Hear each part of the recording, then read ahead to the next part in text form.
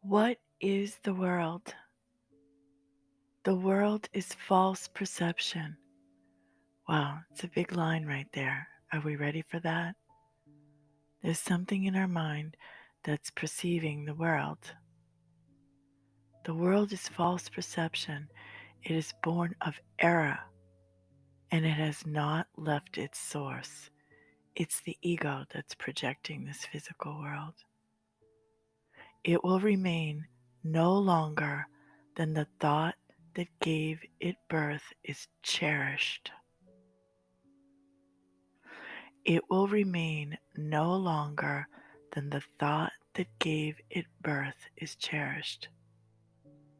When the thought of separation has been changed to one of true forgiveness, will the world be seen in quite another light, and one that leads to truth, where all the world must disappear and all of its errors vanish. Now its source has gone, and its effects are gone as well. Ooh, here we go. Let's get really relaxed and offer no defense to the truth. The world was made as an attack on God. It symbolizes fear. And what is fear except love's absence? So there's no love in the world as the ego is projecting it. I'm going to read that over again. It was so big. The world was made as an attack on God. It symbolizes fear. It symbolizes fear of God. And that's why he says we fear our brothers. And sometimes that fear is very subtle, and sometimes it's very evident. And what is fear except love's absence? Thus the world was meant to be a place where God could not enter. Oof. Thus the world was meant to be a place where God could not enter. All right, Jesus says could enter not. And where his son could be apart from him. Here was perception born, for knowledge could not cause such insane thoughts. But eyes deceive and ears hear falsely. Now mistakes become quite possible, for certainty has gone.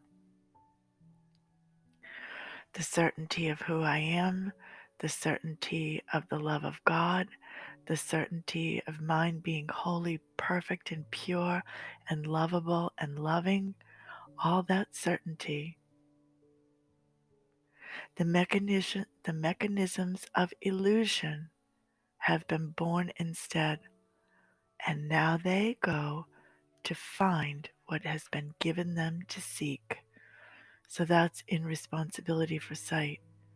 The ego seeks out in the world things to fear because it believes it's at war with God.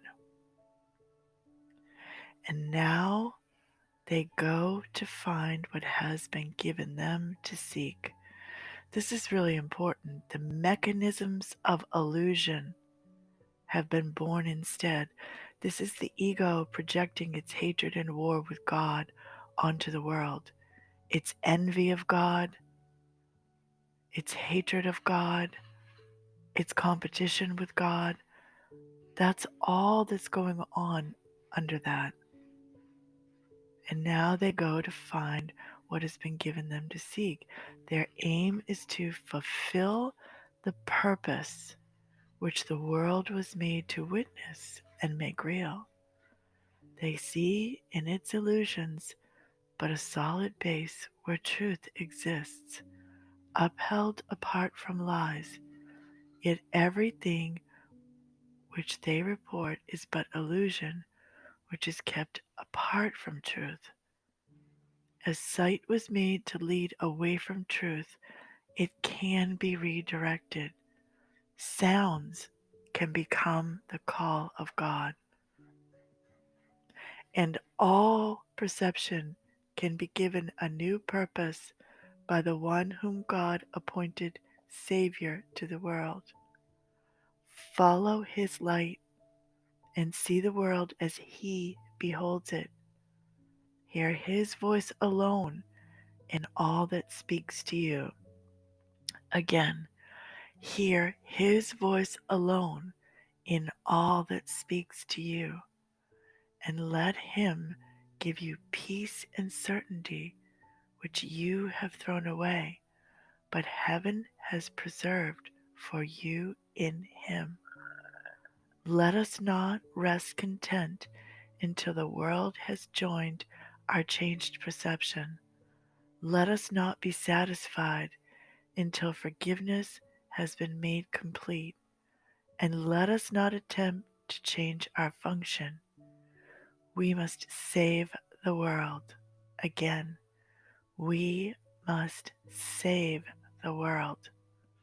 For we who have made it must behold it through the eyes of Christ, that what was made to die can be restored to everlasting life.